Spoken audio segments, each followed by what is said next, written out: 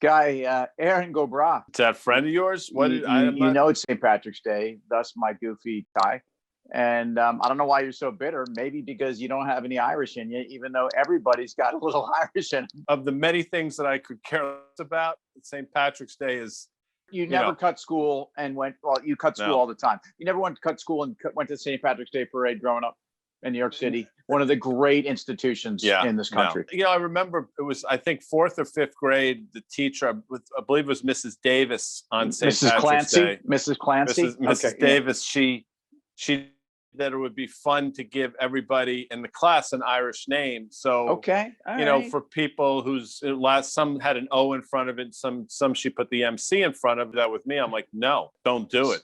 Wow. And I'm like, 10 or 11 years old, but that obviously didn't go over too well. But I'm like, if you like Arbor Day, that's great as well. I'm not going to get in the way of your acts, but I've got zero interest in St. Patrick's Day. Why so much aggression against the Irish, man? No, there's no aggression here. Clearly there is, man. Throughout history, the Irish and Italians do not get along with one another. They marry each other a lot. I mean, I was going to say, is that indicative of a lot of marriages? I would say that's the most popular marriage combination in the tri-state area. But, I'm an Irish-Italian mutt, like so many people I know. Yeah. No, I have a lot of friends. No question about it. I think you're feeling like I feel like you're missing out on a little Irish. I think you probably are, But I mean, I don't mean to disparage your heritage. Truthfully, what I do miss out on is the fine cuisine of Ireland. Come on.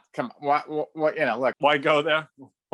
Well, you can go there because when you go there, I see you holding a glass of whiskey, and it ain't come from Italy, pal. That's fair. Right? I mean, although some of the sipping whiskey I have is from Kentucky and Tennessee. Sipping whiskey. So. I see. So you're a sipping. But you're right. Guy. No, but that's fair. That's fair. You're not going to grab a Jameson after a long day, man. Dealing with what? And dealing hold with on. Markets, hold on. There you go. Do you see that? I just lifted up. So well. I mean, that's a Jamie, and it's nice to see that the Irish are well represented in your house. I don't know if you can tell, but there's not a lot left in there. So good. And actually, the great irony is, of course, I'm the one who's not drinking for Lent, and if anyone could use the Jamie right now, it's the half Irishman. That is me. But who should have a St. Patrick's Day drink for this day 70 years ago? The great Kurt Russell. Is he 70? I mean, I thought he was older, actually. No, Kurt Russell will always be kind of, I think in his 40s, man, with an iron jaw. I mean, but not the Kurt Russell of Tango and Tango and Cash and Cash. I loved him in Tombstone. I thought he played a great Wyatt Earp. He was a badass. Yeah, he was a badass.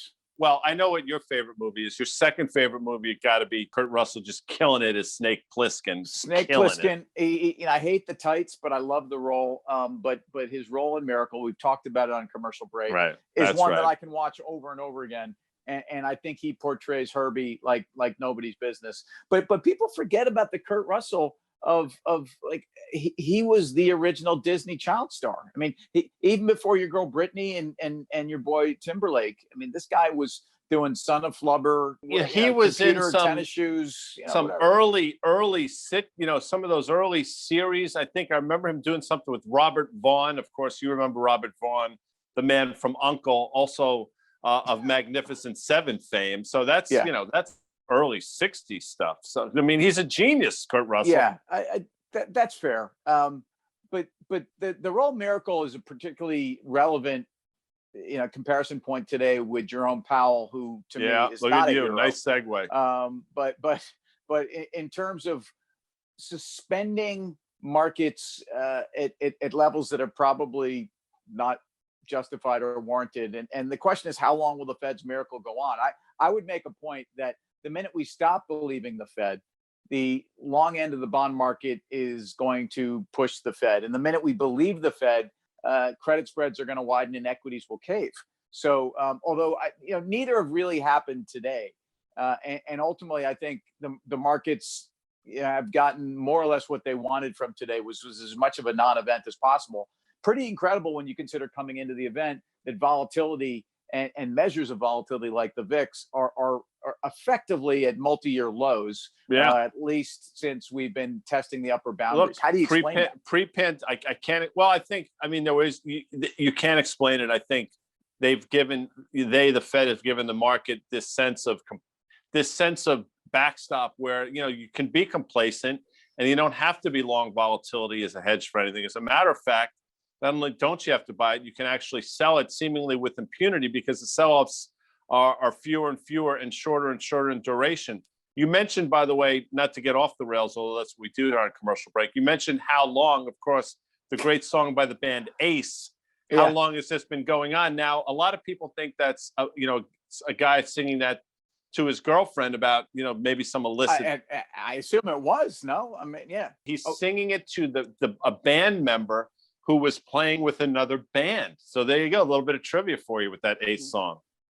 As a guy that plays rock and roll, I can appreciate a guy slipping off to do solo work or independent projects with other guys. I mean, that sucks. So Carrick, Paul Carrick, Look at you. Look at you. The songwriter and the man behind, lead singer for Ace, who went on to really bigger things with, by the way, you know what song was probably his greatest top 40 contribution? Give it to me. Squeeze. Contribution. Squeeze. Pulling muscles Black from Michelle. Black coffee in bed.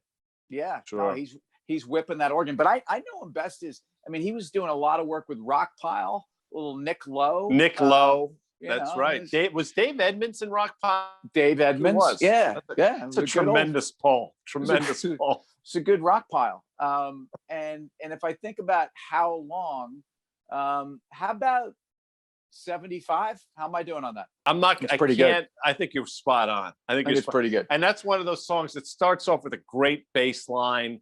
I mean, if you hear it on the radio on a nice spring day, you're cranking that up. All right. Question. So how long has this been going on? And when we're talking about Fed policy, you can make an argument this has been going on all the way back to the days of long-term capital. You've heard me say that. How long can this go on? And all I can tell equity investors here is I'm not looking to fight the Fed. And I think a lot of people have spent a lot of time trying to really challenge the dynamic that they are the world's central bank. Our dollar, your problem. Fed sneezes, everyone else catches a cold. You name it, those are the metaphors. There's a reason for it. So I ultimately, I don't ask why. And I think equities are in a place where for seemingly 6 to 9 months we've got sweet spot, and I think we could probably get into next year, but I think at some point we have to anticipate yet again that period where central banks are going to try. Remember how hard we fought to take liquidity out of the system? It took the Fed till I think the end of 2015, so effectively almost 8 years to remove the first accommodation from the financial crisis. And we all know really what happened was that they spent much of the next 2 years trying to get to a place where they got to in 2018, which was the time that every central bank in the world who matters was actually trying to pull liquidity out of the markets, or they were in a tightening mode of some kind. It didn't even have to be aggressive tightening. In fact, it was the lack of accommodation that made just the mere fact that it could have been tightening one iota, whatever that means.